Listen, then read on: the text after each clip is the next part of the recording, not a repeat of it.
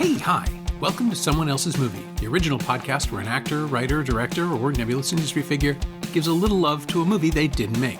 I'm Norm Wilner, I'm a programmer at TIFF now, and this is the other thing I do. My guest this week is Callie Hernandez, an actor you'll recognize from her appearances in everything from La La Land and Blair Witch to Under the Silver Lake and The Endless. She just turned up in the second season of The Flight Attendant, she has a featured role in Shotgun Wedding, and her latest film, Pete O's dark indie comedy Jethica, is now streaming on Fandor in the US. It's really something, and you should check it out.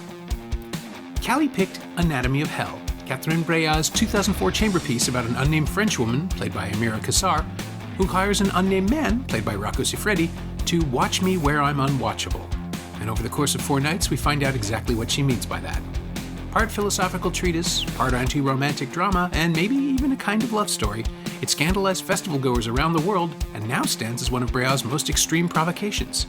If you've seen it, trust me, you know. This is Someone Else's Movie. I did feel a tinge of anxiety, but I was like, why did I choose this film? But I chose this film because it's truly, I could watch it 50 times. And the process that Catherine Breillat,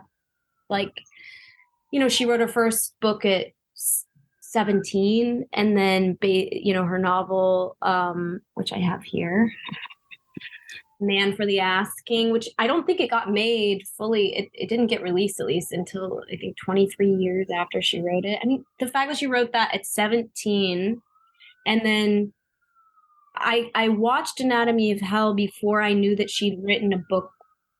She'd written a book that she based her screenplay on called Pornocracy. Mm-hmm. And then I was fascinated by her process. And, that sounds so dumb. And I'm really not remiss enough to try and comment on what I think Catherine Breillat means. My cinephile ex-boyfriend will be going, that's not true. That was happening in 1940, whatever.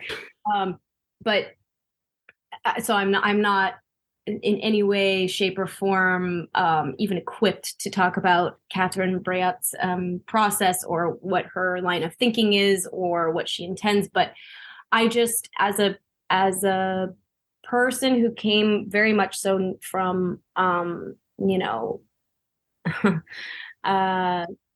trailers in Texas and different, not always, but a very unique background. Well, maybe not very unique, but very unique to this quote unquote business, I would say. That I was just a punk kid, that I didn't really know what I was doing. And I just loved movies. And I didn't ever even know that I was going to be an actress necessarily. It just seemed like, oh, this is what's happening already. So, and I do love to perform and played music before. So it seemed like that was just what was happening. But as a person coming very much so from a very untrained, non-academic background, and yes, I did go to college and I actually studied photojournalism, but I always I did documentary photography and writing, and I made very strange short films, but I had no idea what I was doing. And something that draws me to, this occurred to me this morning, that if you talk about Anatomy of Hell, which is one of her less discussed films, you have to talk about her.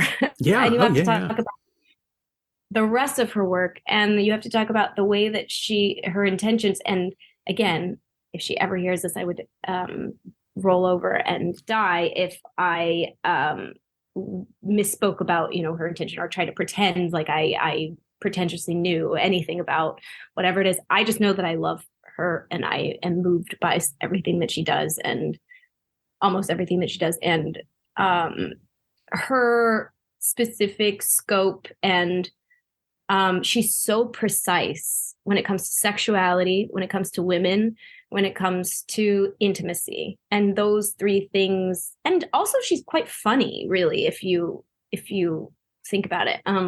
But those things are things that I've always naturally been drawn to, whether it's been music or, photography or directing or shooting. I like to shoot things a lot. Or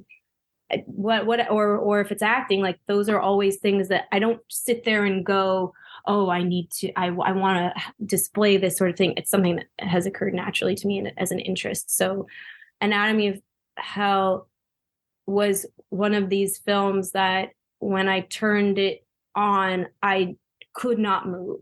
I actually felt completely frozen as I was watching it because I couldn't believe that I was watching a film like this.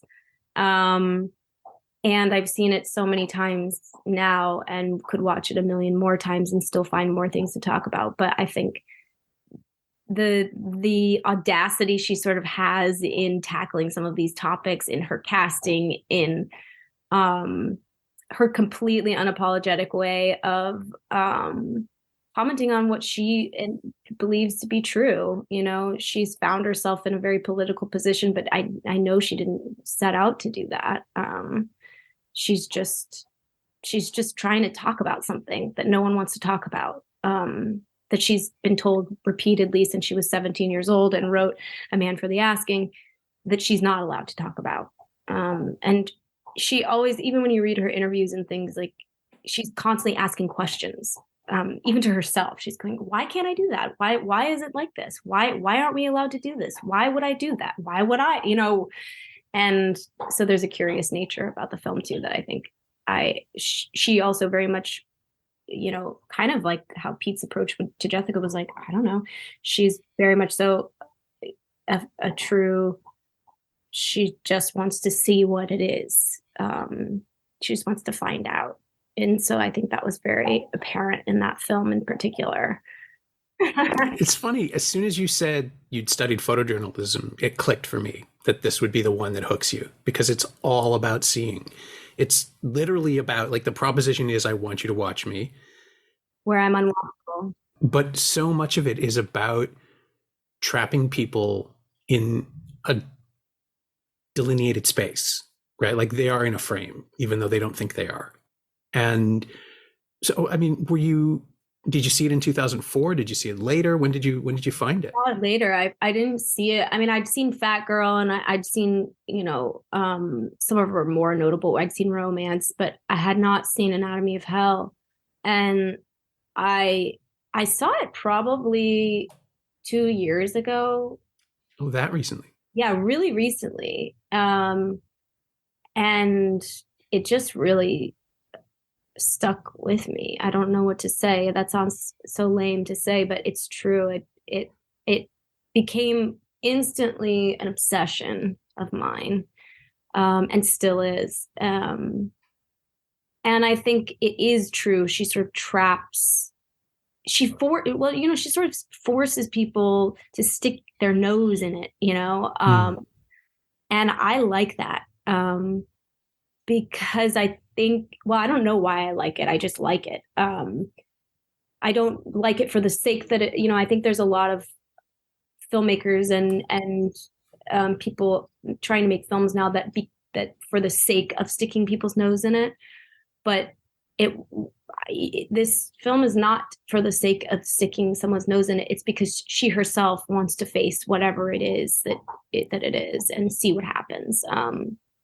And her Anatomy of Hell in particular is, I think, more than anything about intimacy with the self.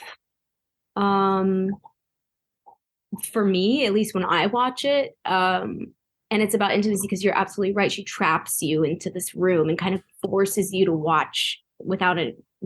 I don't want to do any spoilers, but there's definitely some insane moments in that film where you're like, oh my God, he's gonna drink her period blood and her tampon. And it's fascinating. It's like, it forces you to ask questions and be like, why is this so off limits? And she's earned herself like a very strange reputation in terms of just being a filmmaker and having comments on certain things and whatnot. And it also occurred to me this morning that Me Too is also, the movement. She has a lot of really strong opinions on that as well. And And so do I, being an actress, being in positions before with very powerful men that are asking me, why do you have such a problem with nudity? I'm like, I don't have a problem with nudity. I have a problem with you. Or I don't have a problem with you. I have a problem with the way that this is being done. I don't have a problem with nudity. It's always the things around it that make it so that you yourself as an actress are trapped in this way where you feel very much like a deer caught in headlights and forced to do things. Because I've been naked in so many things, and some I had good experiences on and some I didn't. And some I said something about and some I didn't. And the things that I said things about, there were absolutely repercussions for that. And it took me a while to even understand why it was such a charged subject for me, because I was thought to myself, I don't have a problem with sexuality or with nudity or with intimacy or with portraying that on screen. That's actually the thing that I'm the most interested in, as an actress, but also just as a person. And I had to ask myself, why is this such a charged subject, even for me, depending on the circumstance? And I don't know. I think there's no right answer, to, is the Me Too movement good? Is the Me Too movement bad? Is it, whatever? It's all, but everything's being so blanketed in a certain way that it just is destroying nuance in a certain way. And I think that's what she probably has. I don't know. I'm not going to comment on her and her opinions about that. But obviously, if she's making a film like Anatomy of Hell, she's interested in getting, and she's said this in interviews, she wants there to be absolutely no space. She said in an interview that her films are made for one person to watch. And they're not really made for theaters. It's made for an individualistic sort of experience, and sticking the person, shoving the person in that room and closing the doors and not having any space between two people. And, there's also a lot of talk about the fact that she cast Rocco, in that role. Yeah. I mean, he'd been in Romance in a smaller part. Yes. And this was, he's effectively, it's fascinating because he's not an actor. Like he is not navigating those scenes like an actor. And I think that makes it work. Mm-hmm. Her choice of him it's deliberate. He only has the one suit, right? He keeps coming back. He looks the same, which I think is a comment on pornography where you really don't expect anything other than the form from the person. I don't want to get too far away from what you were just saying, though, because I find it really interesting. Like, everything is immediately about possession. Everything, like, you're being captured by a camera, and as soon as that goes out, just like all art, it's for the public to do whatever they want with, and nudity lends itself to the uglier exploitations. And in a weird way, that gets me back to Breillat, because all of her films are about reversing the gaze, just absolutely refusing to be comfortable with exploitation, right? Of the people on the screen, or of the people who put those images on the screen, all of it. That seems to be her hook. Well, and again, I really don't want to put words in her mouth. But from what I feel when I watch her things, and from when I watch her films, and from when I hear her speak, it's not even that she's refusing to it's not even that she's refusing to engage with exploitation. In fact, she is engaging with exploitation. Oh, yeah. It's that I think she herself is trying to figure out where the line is, what it is, why. She's not interested, I think, is the truth. She talks about porn and she's like, ugh. She talks about eroticism. She's like, ugh, what is that? Because she's just not interested. And I feel the same way. So maybe that's also why part of her, again, I said, I realized this morning that if we're going to talk about Anatomy of Hell, we have to talk about her. Basically, we have to talk about everything she's ever done. But that is also how I feel. I'm just not interested. It's just not interesting. It's not even that I feel uncomfortable or that I don't understand power dynamics, especially when it comes to quote unquote Hollywood. Those are clear. You don't have a choice at a certain point. And it's not that I'm not angry about it. I'm just interested in why. And I'm also sort of curious about this concept of exploitation. When you said, like, it sounds like I have a reaction to exploitation. I don't even know if that's true. Okay. I don't know if it's true that I have a reaction to exploitation. I'm maybe a curiosity about why it is that way, or how it came to be, or why people want to exploit, or why people have the desire to exploit, or the ways in which it comes about. Because you mentioned like wiki feet, That's a thing. It's a real thing. And it feels weird, to look at it and you go, whoa, my feet are on the internet, and in a way that people, wow, I'm surprised you got that. Good job. She found some toy way underneath the bed. But I started making, in the pandemic, I actually felt a weird sense, and it's funny, I have not said this to anyone yet at all. I lost my dad and 3 family members in the same week to COVID. So I'm not at any last year, and so I'm not and there's no part of me when I say this that is insensitive about COVID and how many people it killed, because it took my dad. But there was a sense when the world shut down that I felt a sense of relief that I don't have to become a person in the world. I can just be a person. And I felt sort of really baffled by my reaction initially. And I just was like, there's no reason to do anything in terms of, and so now I have all this freedom to do whatever I want. And there was this weird moment where I love making bouquets, and I'm a strange individual. And I started making bouquets with my feet and making these videos of, and I didn't know what I was doing or why I was doing it. It wasn't for anybody. It was just, I was just experimenting. And I thought, wow, that's so interesting, because this wiki feet thing that you're bringing up, and my sort of, it wasn't a response as like, I'm going to take the power back and I'm just going to own my own feet. It wasn't like that. It was just, I'm curious as to what this is. I didn't even think about it that much. But I'm not afraid of my own feet. Do you know what I mean? Like, I'm not afraid of my own feet. I'm not afraid of, people are going to look at your feet, whether they're on the internet or not, if they want to look at your feet. Like, that's just kind of true. So when it comes to this topic of exploitation, or, I think a lot of people really want to hear somebody saying, I'm taking the power back, or I didn't like working with so-called director because he had a male gaze on it.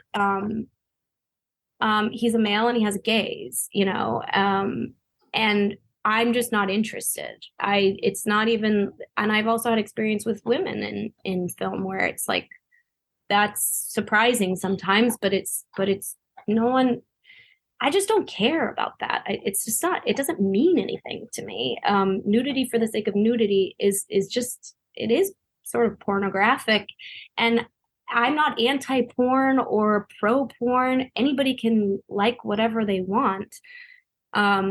Just personally, I'm interested in intimacy and I'm interested in people. And so that's a long-winded answer to a question you didn't ask, but it's fine. It's in context.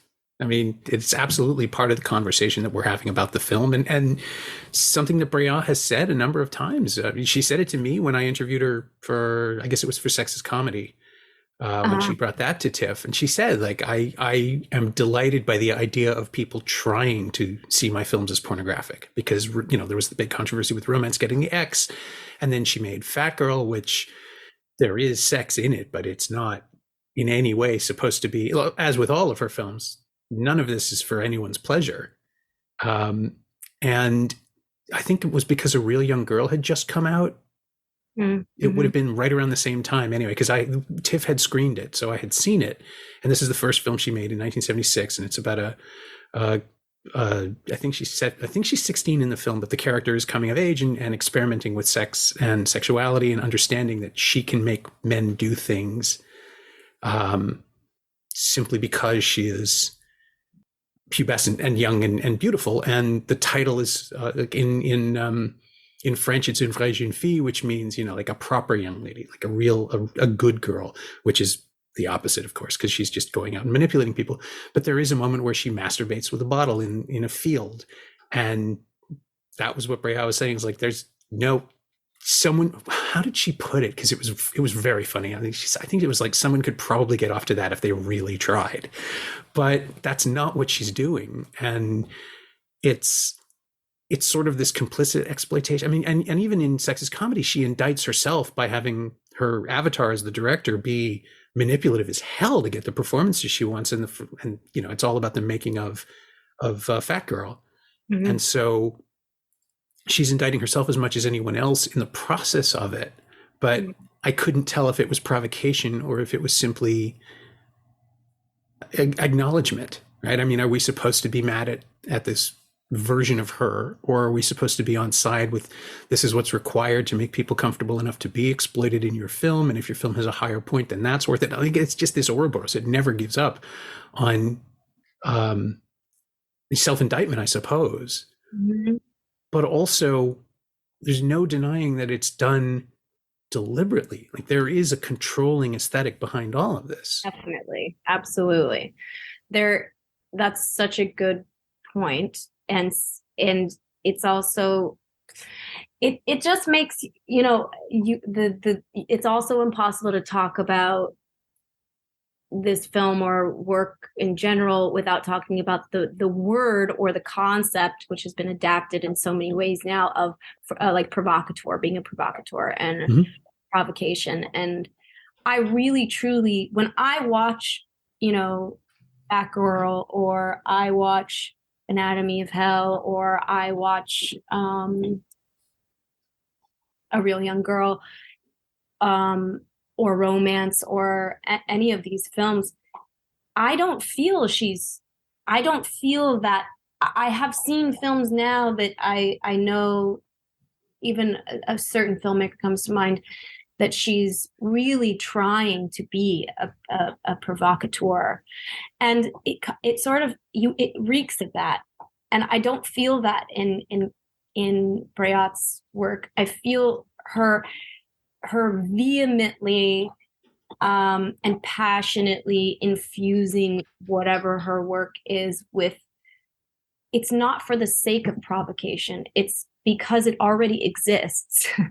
And so she just is shining a light on that provocation because it exists, because it simply exists. She says, yeah, I think you're absolutely right. I think it is acknowledgement that it exists. Like what you were saying about A Real Young Girl, like the manipulation that, this sort of, virgin-like quality, what she can draw in and what she can do with it is it exists. And there's no blame. That's the other thing, is I think things are so misconstrued now. Personally, I've done things that I'm not always good. I try, but I'm not. I've made mistakes. And now there's all this fear of, if you say the truth, then someone else will say something about you, or vice versa, or whatever it is, and then people want to be provocative because they want the attention to be hated.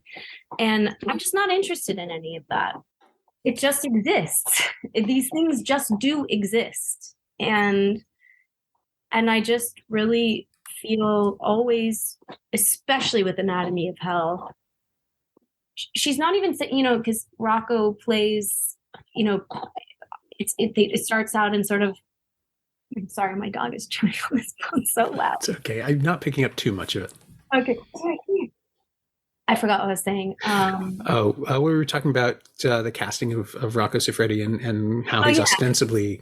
I really don't think that she cast him because he was a porn star. She doesn't even like porn. And she's said that many times. I read an interview where she was talking about his casting in that and the choice, and she said, I chose him because I wanted to. Not because of anything else, but because I wanted to, and I believed that he was the right person for the role, and what interests him ultimately is emotion, and there were so many things that I read about the two of them working together and whatnot, but I think she talked extensively about his ability to be physical, and that film, that's another thing that interests me just as on a human level so much, and especially in performance, whether it's comedy, whether it's sex, whether it's romance, whether it's action. I love physical. I love anything physical. I don't know why, but I've done most of my own stunts, like in Under the Silver Lake. They dragged me to the bottom of the pool and I'm naked and I have to pull this thing and I have my ears plugged and this plugged, and I think I had strep at the time. And I was like running through the only way that the guys at the bottom of the pool with the scuba stuff know to let you go is if you scream underwater. And I'm supposed to be playing dead and, making sure the thing, I get off on it. I like the physical. I love when I'm allowed and when I'm given the opportunity to be physical, so much so that probably when I do get the opportunity, I probably go 0 to 60 pretty quick, and it probably freaks people out. But yeah, I mean, she talks so much about how Anatomy of Hell is such a physical, it's about it. Well, it's not about physicality, but incorporates so much physicality. And Rocco was the person for the job. And I also read that they had discussed the fact that she said, Rocco, this is about the truth, and there's not going to be real sex on screen. And he was like, well, then it's not the truth. And she was kind of like, what you're going to learn is how to be naked. Your soul will be naked. And that is so present in the film, I think. And I thought he's a fantastic actor. He's fantastic in it. And so that's sort of the essence, I think, of the film, at least for me, that just gets me every single time.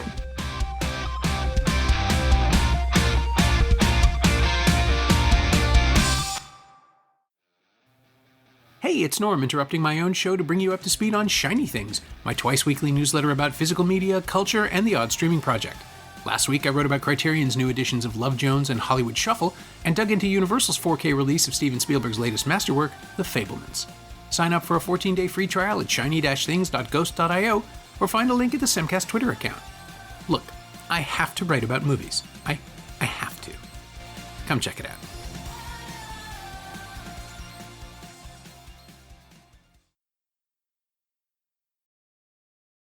I guess the next question then is how you feel about Breillat's thesis, because he's embodying it, right? Like the idea that men are drawn to and repulsed by the female anatomy, by women's bodies in equal measure, and that by selecting a gay man, this woman, neither of whom have any, we never find out any of their names because they're just, they're puppets for the narrative, which makes sense. They're sort of the essentialist versions of these characters. But the woman has selected him to watch her because he poses no, I guess, threat or judgment. And then immediately on the first night, they have sex. Mm-hmm. So that gets, I don't know where the film stands, which I find really fascinating. Because when I rewatched it for this, I've seen it 3 times now, I guess. And when I rewatched it before our conversation, it was that thing where it's like, oh, hang on, no, does this make him a hypocrite? Does this make her a hypocrite for allowing it? Or is this what she wanted the whole time? Did she set this up? And all of these mysteries are there. And then the narration that supposedly is objective, but is ultimately his perspective, read by Breillat herself, keeps countermanding the narrative and refusing to go along with what we're seeing. Mm-hmm. Expressing motivations and explaining contexts that are held back from us because the characters almost they monologue at each other. They're not really having a conversation. So is that the key? to the interpretation, or is it an impediment? Like, how do you feel about what the movie is ultimately saying? Or I suppose the more reasonable question is, what do you think the film is ultimately saying? Good question. I mean, in terms of, it's always talked about, that he's a gay man. But I've also read interviews with her where she's like, no, it's not necessarily about the fact that he's a gay man. They meet in a club where there are men come to meet each other, and men don't want to be around women. And she said that represents so many different institutions. Well, she didn't say institutions, but she said so many places, sort of in the psyche, or I'm assuming she means, place, not as a physical place, that men don't necessarily want to be around women. And so she puts them in a room, and this woman pays him to, quote unquote, watch her where she's unwatchable. And that, to me, that sentence in and of itself is so multifaceted. And a word that I know that Breillat uses a lot when it comes to film is crystallized or crystal. And I think that there was something about this film, and I could be wrong, but what I feel when I'm watching it is that, especially because she wrote Pornocracy, a book, so that she could get the poetics of it out. Because it is, I think, a very poetic film, but there's so little room when you're writing a script or when you're making a film like this for words to cover it. Because it's visual. But it's also talked about so much of the religious aspects of it. And, there's so many good, I'm just flashing on images from the film. And that they are Adam and Eve, but then she also talks about the Torah and how it's actually more aligned with Judaism. I mean, it's all over the place, right? But is it hypocrisy, or is it that contradictions just exist? That's what I think. I think that she's just talking about the fact that contradictions exist and that people exist, and that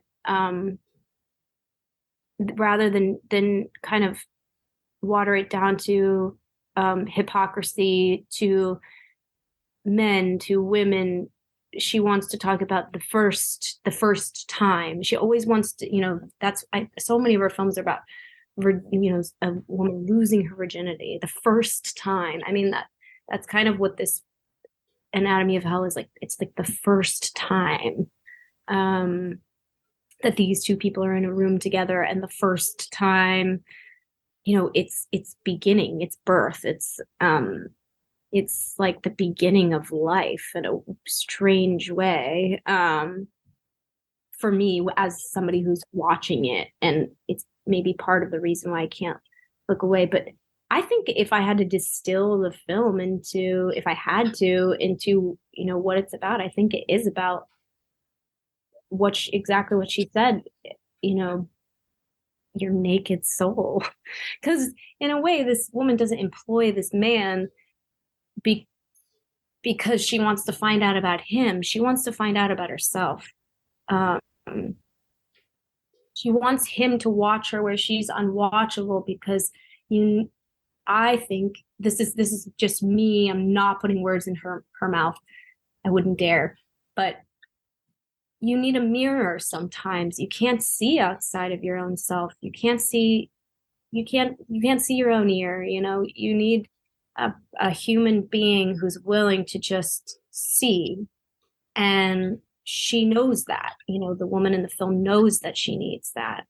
And which is why she employs his, quote unquote, services to watch her, because she's trying to find out about herself and who she is, and whatever that means. That doesn't even mean anything. Who am I? That doesn't mean anything.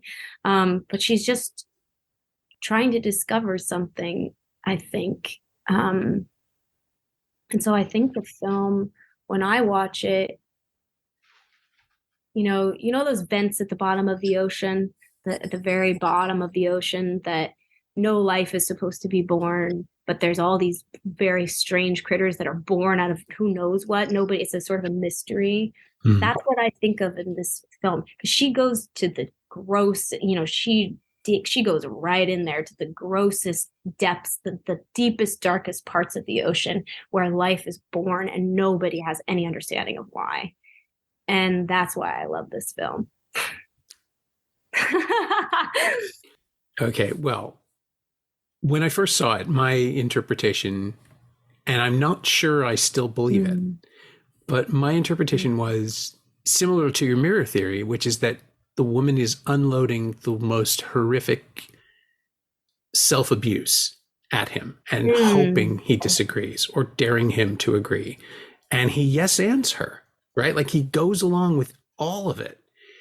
And he's the first one to drink the offered cocktail. She actually has more of a hesitation drinking it herself after he does, which I remember seeing that in a screening room and feeling people kind of go, oh, oh, oh. You could hear people reacting to it. And my brain is going, okay, so I didn't actually, is it cherry juice? Like, did they just, how do you fake this? Because obviously it can't be real. That's a massive health hazard. And then my brain is also saying, well, it's Catherine Breillat. If anybody can convince her actors to do something like that, it's this person.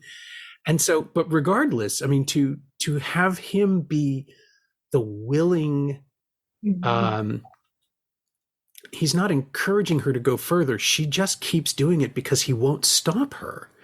And his passivity is the opposite of the masculine role in, like, the perceived masculine role in seductions. And so I came away wondering, like, is this her way of drawing him in and getting him to accept her as she sees herself without ever saying, like, this is horrible, don't speak this way of yourself? Because we've all been in situations where people will say something self-deprecating and our instinct is, no, that's not true of you. You are not this thing that you perceive yourself as. And this is where myself as a spectator, I'm missing things about even myself watching this film, because I think you're absolutely right.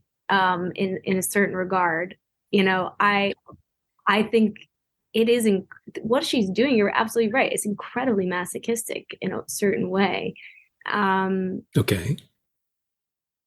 And Breillat talks a lot about hatred. She talks about a lot about love. She talks about beauty in a certain regard, and she talks obviously, she doesn't even have to talk about sex, but she sort of is forced to, because she makes movies with a lot of sex surrounding that topic and intimacy. And I'm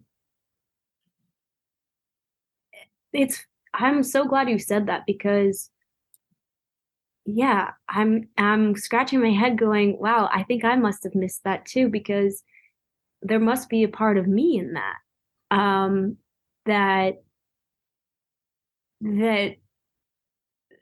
that wants to see what would happen. If Breillat, if you're going on the fact that Breillat says that her films are made really for just one person, and I'm the person watching, or you're the person watching, I am obviously going to see myself in this woman in a certain regard, but I also see myself in the man. But I'm so happy you said that, because I'm going, wow, I really missed something about myself in that. There might be something a bit masochistic in me even loving this film so much. And maybe that's also, the film acts as a mirror for myself, but even still I miss things. And she really takes it all the way. You're right, with that it's like self-punishment, self-hatred, and I am, I'm hesitant to say I'm a believer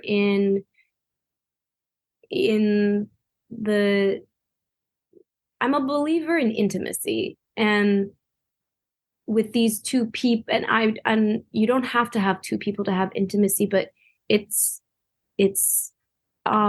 helpful even with yourself to have more intimacy if you have this person to bounce things off of. And you're right. I think there is also something about power and there has to be something about power in that, because she's paying him to watch her and then also kind of validate the fact of all these horrible feelings that she has about herself. And horrible, I shouldn't even say horrible feelings. I should just say feelings about herself. I'm also very much so a person that I think that we need everybody, where I've said it before, I never thought I would do the kinds of movies that I'm doing. I never thought, I thought I would do weird art films, and then the nature of film really changed as soon as it started happening for me, and the indie quote unquote film became like the most coveted and difficult thing to acquire. Whereas I always thought that's just where I would end up. I never thought about it being anything like this, but I think there's also a part of Anatomy of Hell that I secretly, or not, maybe not so secretly, desire to make films like that. And because I want the experience of being exposed to myself or just finding out something like this conversation even is I'm so glad. I was so glad you said that, because I was like, he's correct in so many ways. And it's weird because even in this conversation, you're sort of the mirror and we're mirror images. But that's sort of the beauty and the nature of film, I guess. To that end, I mean, you went to college to be a photojournalist. You have a visual eye, clearly. You share a writing credit on Jethica, the film that we're ostensibly here to talk about. And are you thinking about directing? Are you thinking about making the leap? Okay. I don't know, because I've never felt that I had the personality to be a director. There's a certain personality type that I think directors have. Maybe they don't have to have, but it's an extreme amount of responsibility. Sure. And I don't know if I'm equipped. I'm just being honest. I don't know if I'm equipped for that. I don't know if I trust myself enough for that. It's been more talked about now and presented to me as, why aren't you directing? Why aren't you doing this? You are a director. Why aren't you doing this? And that's been said to me for a number of years, and I've always ignored it. I don't know what I'm doing. I'm being so honest with you. I just did a J-Lo, Jennifer Coolidge, Lenny Kravitz, like big, shiny rom-com that I never in a million years, I have no idea how I got cast in that movie. I kind of constantly joke that I think someone must have dropped out last minute, because it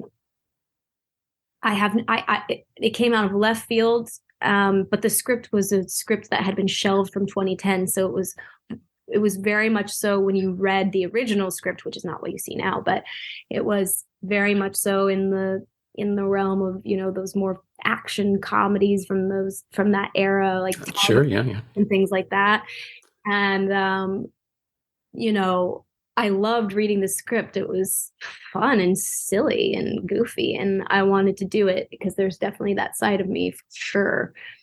But I just never in a million years could have foreseen where I would be 10 years from when I started, because when I started, I was playing cello in a band with a friend of mine, Jess Williamson, who's now, has a band with Waxahachie and Planes, and she has her own thing, and and I went on tour, and I was dating, I graduated with photojournalism, and I said, shit, I know I'm never going to work in an office, and now I have no idea what I'm going to do. And I was young when I went to college. I was 16, so by the time I graduated, I was really young, and I had no idea. And then met somebody in Austin. I was playing music. I was in a punk band. I was playing, in this other band. I had no direction. I just knew I woke up every day for the year that after I graduated, which I referred to as like the lost year. And it was like, I know I'm supposed to be doing something else, but I really don't know what. And I was dating someone who was freshly out of jail, and he was actually a very nice person. He's still a very nice person. He just got mixed up in the wrong stuff. But it was like I was totally floating. And that's, if anybody, I'm sure you've been there at some point. Everybody's been there at some point. It is the most terrifying free fall. And it's funny because then, very shortly after that, I got back from a tour with Jess and broke up with my boyfriend and moved in with a bodybuilder the next day as a temporary solution for housing. Went to my job at this crappy, shitty little boutique that I was working at as a shop girl, got fired because I sucked at my job, and, got in my car and was crying and didn't know what I was going to do, and got T-boned at a red light on the way to the bank to cash my last paycheck. And it was like, that was all in this span of 48 hours. And I lost everything that I had anything to hang on to at that point in time. And then really just very quickly stumbled onto a set that Terrence Malick was directing, walked onto my first set and thought, I never want to be anywhere else. I just want to be on a set. And flash forward 10 years later, I'm very much so in that same free fall now, because I'm 34. I'm not 24. It's a different, going to the Shotgun Wedding premiere was truly flabbergasting to me, because I've been off the internet for so long. I'm not an e-girl in any way, shape, or form. And seeing like TikTok in real time was actually, I could have cried. I was so disturbed. And I am a person that I think we need everybody, that's what makes the world go round, but I don't have a place in that world. And I feel very much so in a similar place now. It's a strange thing where Jethica premiered the same week that Shotgun Wedding premiered. Yeah. And everyone's very confused, most of all me.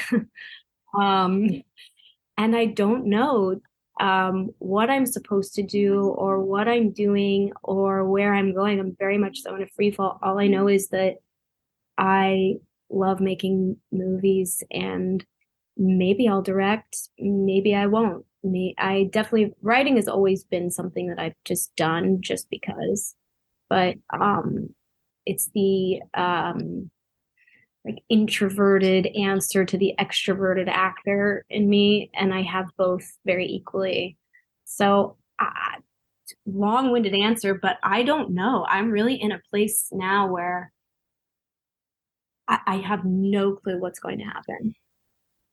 But that means you can do anything. I mean, when we met in 2016, and I had seen you in La La Land and Blair Witch, literally back to back in the same screening room, like 1 p.m., 3 p.m. Yeah. And it was just like, oh, okay, she can do anything. And whatever it is, I want to see it. That's so nice of you to say that. I mean, it's true. I miss, those two directors, working with those two directors back to back. Adam pushed, he's still a friend. Hi, Adam. I loved working with Adam because he would not accept anything but the best, me fully giving. And I know I left, metaphorical blood on the floor when I did 34 takes of that final dying scene. And I was like, there's no further place I could go. And that as I don't even want to say as an actor, as a human being, that place that you can go to, and somebody that's there to be like, I won't accept anything less because you're capable, is profoundly moving to me, and an experience that I've rarely had since. And Damien Chazelle was a person that very much so, he knew what he wanted, and so you had the comfort of the containment to do whatever it was that was happening at the time. And I have to say, it's been a really long time that I've experienced that since, other than Jethica, because we just went and we didn't know what we were doing. Compete as a friend, but yeah, in a similar thing 10 years ago when I was saying, when I lost everything, I just sort of got stripped of everything. And I thought that was the first thought I had. I said, okay, I have nothing. I can do anything. And, and, and things really did start happening pretty quick, within 6 weeks of that. And so yes, in a weird way, I am but I'm older now. I'm more confused in some senses of the word than I was when I was 24 and just a punk ass kid, going into this being like, I don't know, I can do anything. I had nothing to lose, I literally had nothing. I slept on couches for 2 years in New York. I had nothing to lose. And now I guess I don't know. I don't know. I'm scared. I'm scared shitless, but we'll see. I mean, yeah, I have nothing to lose really. But it's different. It's different when you're older. You have something to lose. Well, you have your sense of self, right? Like when I changed jobs a year ago, it was this process of hitting a brick wall, realizing that things were over where they were, and then just realizing that this is, my wife gets full credit. Kate said, you don't know what you can do. You know what you are doing, but you have no idea what other people can get you to do if you ask them and find out what they need. And she was dead right. And that was the greatest piece of advice I've ever received, because it's true. I only know what I think I can do, right? Like it's you're in your own head all the time. There is no one who knows you that well until you reach outside and have someone who knows you pretty damn well say, oh, no, you're an idiot. It's okay to, and weirdly, that brings me back to Breillat, right? Because she's constantly looking and forcing us to see these people. And in the most intimate moment, you see literally a naked person, but also you see them stripped of all of their defenses, all of their barriers, all of their self-protection, and admitting that they don't like themselves. In this film specifically, but it's in all of them. Like Fat Girl is nothing but self-loathing. And the end of each movie, Fat Girl, you can argue what the ending means, but I think it's weirdly hopeful. I think it is strangely a graduation from that existence. In an Anatomy of Hell, he goes back and can't find her, and she's moved on. Or never existed, but of course she did. Like you can play with metaphor, but the concrete reality, which is what Breillat is all about, is saying that these are way stations, that we're seeing these people at their lowest, and then they can go off and rebuild. And yeah, absolutely, it can happen. I usually end the podcast by asking people what of the film that they've discussed they've borrowed or stolen or been inspired by, but I think it's the whole mise en scène and raison d'etre, right? I mean, it's everything. It's everything. I haven't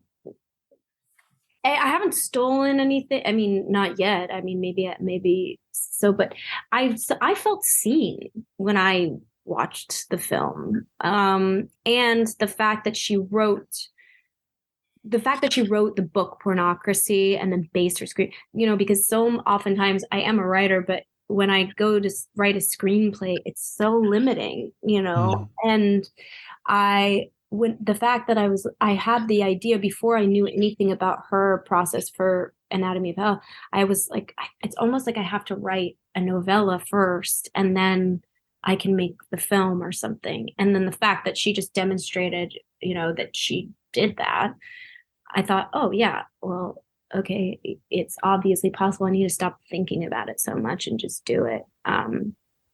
But yeah, just the mere fact that it exists, I don't want to say gives me hope. It just makes me feel alive. I'm no stranger to leading a very a beautiful life, but also lots of death and lots of just it has never been easy, but I wouldn't have it any other way, And, you know, no one ever wants pity, you know, I certainly don't want that. But yeah, I mean, the fact, it's not that Catherine Breillat with Anatomy of Hell gave me direction. It just showed me that something was possible, and showed, it was just a pure, I didn't even know, obviously, based on this conversation, I didn't even know what, you know, I was taking away from it. I just knew I loved it.